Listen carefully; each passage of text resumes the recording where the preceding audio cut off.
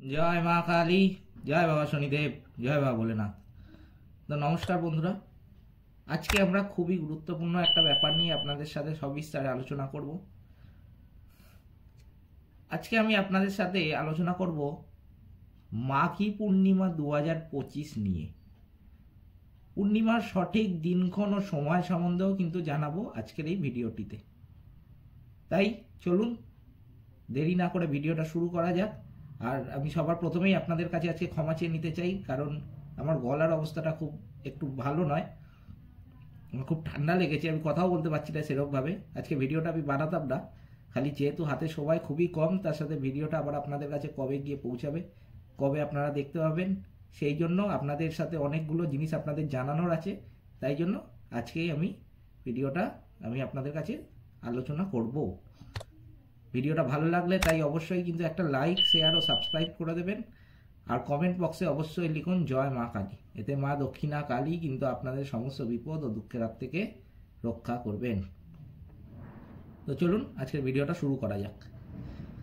হিন্দু ধর্মে পূর্ণিমা তিথির বিশেষ কিন্তু গুরুত্ব রয়েছে। ওই দিন ভগবান শিব ও বিষ্ণুর পূজা করলে মনের সব কামনা বাসনা কিন্তু পূরণ হয়, এমনকি সকল পাপেরও কিন্তু নাশ হয়, এমনটাই ধর্মীয় বিশ্বাস। আর এবারে তো 144 বছর পর অতি বিরল একটা যোগ তৈরি হতে চলেছে, কারণ এই দিন মহাকুম্ভের অমৃত স্নান অনুষ্ঠিত হবে। তাই এবারের পূর্ণিমায় স্নান ও দানের গুরুত্ব কিন্তু অপরিসীম। আপনারা চাইলে পূর্ণিমার দিন গঙ্গা স্নানও করতে পারেন, তাতে এই একই ফল কিন্তু পাওয়া যায়। এমন নয় যে আপনাদের মহাকুম্ভে যেতে হবে, যারা মহাকুম্ভে যেতে পারবেন তাদের খুব ভালো, কিন্তু যদি কেউ মহাকুম্ভে যেতে না পারেন, তাই জন্য আমি বলবো আপনাদের যদি গঙ্গা স্নানও করতে পারেন সেই দিনটায়, তাহলে একই ফল আপনারা পাবেন। সংসারে সুখ, শান্তি, সমৃদ্ধি কিন্তু আসবে এই স্নানের ফলে, বা এই পূর্ণিমার দিন আপনি মহাকুম্ভেও স্নান করতে পারেন বা আপনি গঙ্গায় গিয়েও স্নান করতে পারেন, কিন্তু যদি স্নান করেন তাহলে কিন্তু একই ফল পাবেন এবং সংসারের সুখ, সমৃদ্ধি, শান্তি কিন্তু আসবেই। চলুন এবারে তাহলে জেনে নেওয়া যাক এই পূর্ণিমা তিথি কখন পড়ছে। এবারে মাঘী পূর্ণিমা 2025 শুভ তিথি শুরু হবে 11ই ফেব্রুয়ারি। সরি, এই 11ই ফেব্রুয়ারি সন্ধ্যা 6:55 কিন্তু শুরু হবে এবং শেষ হবে 12ই ফেব্রুয়ারি সন্ধ্যা 7:22। সময়টা মাথায় রাখবেন।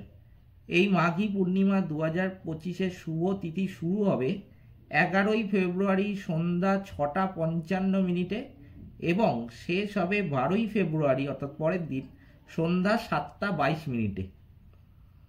মহাকুম্ভে যে অমৃত স্নান অনুষ্ঠিত হতে চলেছে তার শুভ মুহূর্ত হল 12ই ফেব্রুয়ারি ভোর 5:19 থেকে শুরু হয়ে 6:10 পর্যন্ত থাকবে। আবার আমি বলে দিচ্ছি আরেকবার, মহাকুম্ভে যে অমৃত স্নানটা অনুষ্ঠিত হতে চলেছে তার শুভ মুহূর্তটা জেনে নিন আপনারা। 12ই ফেব্রুয়ারি ভোর 5:19 থেকে হয়ে 6:10 পর্যন্ত চলবে। স্নানের পর সূর্যদেবকে জল নিবেদন করা কিন্তু খুবই গুরুত্বপূর্ণ। দুধ, গুড়, ঘি, তিল, ফল, শস্য, কম্বল ও সাদা পোশাক দান করলে শুভ ফল আপনারা পাবেনই পাবেন। অনেকেই এই বিশেষ পূর্ণিমায় শুভ কাজ করে থাকেন। তো কি কি দান করবেন আপনারা? দুধ, গুড়, ঘি, তিল, ফল, শস্য, কম্বল ও সাদা পোশাক যদি দান করতে পারেন অত্যন্ত শুভ আপনাদের জন্য, বা আপনারা অত্যন্ত শুভ ফল পাবেনই পাবেন। অনেকেই এই বিশেষ পূর্ণিমায় শুভ কাজ এইটা কিন্তু করে থাকে। অনেকের বাড়িতেই এই সময় সত্যনারায়ণের পুজো হয়। সনাতন ধর্মে মাঘ পূর্ণিমায় অত্যন্ত গুরুত্ব কিন্তু রয়েছে। মাঘী পূর্ণিমার দিন দেবী লক্ষ্মী ও চন্দ্র দেবতার পুজো করা হয় কিন্তু বিশ্বাস করা হয় এই দিন যে পূর্ণিমার দিনে দেবী লক্ষ্মী পৃথিবীতে বিচরণ করেন এবং তার ভক্তদের আশীর্বাদ করেন। মাঘী পূর্ণিমার দিনে কিছু ব্যবস্থা যদি আপনি গ্রহণ করেন, ভক্তের জীবনে লক্ষ্মীর কিন্তু আগমন হতে পারে। যাদের জীবনে একদমই টাকা পয়সা নেই, অর্থ উপার্জন একদমই হচ্ছে না, অর্থ দেখতেই পাচ্ছেন না, কাজ করছেন কিন্তু সেরকমভাবে যতটা কাজ করছেন, যতটা পরিশ্রম করছেন অর্থ পাচ্ছেন না, এই কাজগুলো আমি কিছু বলে দিচ্ছি, এইগুলো যদি কাজগুলো করেন তাহলে আপনি কিন্তু লক্ষ্মী দেবীর আশীর্বাদ প্রাপ্ত হবেন। মাঘী পূর্ণিমার দিনে অশ্বত্থ গাছ এবং দেবী লক্ষ্মীর, বিষ্ণুর যদি পূজা করেন তাহলে কিন্তু আশীর্বাদ পাবেনই পাবেন। মাঘী পূর্ণিমার দিন অশ্বত্থ গাছ এবং দেবী লক্ষ্মীর এবং বিষ্ণুদেবের যদি পুজো করেন আশীর্বাদ কিন্তু একদম পাবেন। অশ্বত্থ গাছের নিচে ঘিয়ের প্রদীপ জ্বালান এবং দুধ মিশ্রিত জল উৎসর্গ করুন। যে জিনিসগুলো দান করতে বললাম সেগুলো যদি দান করেন ধন সম্পদ কিন্তু লাভ হবেই, এর সাথে জীবনের সুখ ও সমৃদ্ধিও আসবে। এর পাশাপাশি স্বামী স্ত্রী যদি এই দিনে স্নানের পর একসাথে অশ্বত্থ গাছের নিচে দুধ ও জল দেন তাহলে তাদের বিবাহিত জীবনে সুখ শান্তি বজায় থাকবে, আবার ভালোবাসাও বৃদ্ধি পাবে। আবার এই মাঘী পূর্ণিমার দিনে যদি ভগবান বিষ্ণুর সহস্র নাম স্রোত পাঠ করেন তাহলে কিন্তু মা লক্ষ্মীর আশীর্বাদ ধন্য হবেন। এই দিনে 11টা কড়ি হলুদ মাখিয়ে লাল কাপড়ে বেঁধে নিয়ে মা লক্ষ্মীর কাছে নিবেদন করতে পারেন। সন্ধ্যার সময়, পুজোর সময় নিবেদন করবেন এই জিনিসটা, এবং পুজো শেষ হলে তা তুলে নিয়ে টাকার বাক্সে কিন্তু রেখে দেবেন, এতে অর্থাগম ঘটবেই। আবার এই বিশেষ মাঘী পূর্ণিমার তিথিতে গঙ্গায় স্নান করলে ভালো ফল কিন্তু পাবেনই পাবেন। পুজোর সময় লক্ষ্মীনারায়ণকে সাদা খাদ্যবস্তুর ভোগ বিনিময় করতে পারেন, এতে নারায়ণ দেব প্রসন্ন হয় এবং অর্থের অভাবও কিন্তু দূর হয়।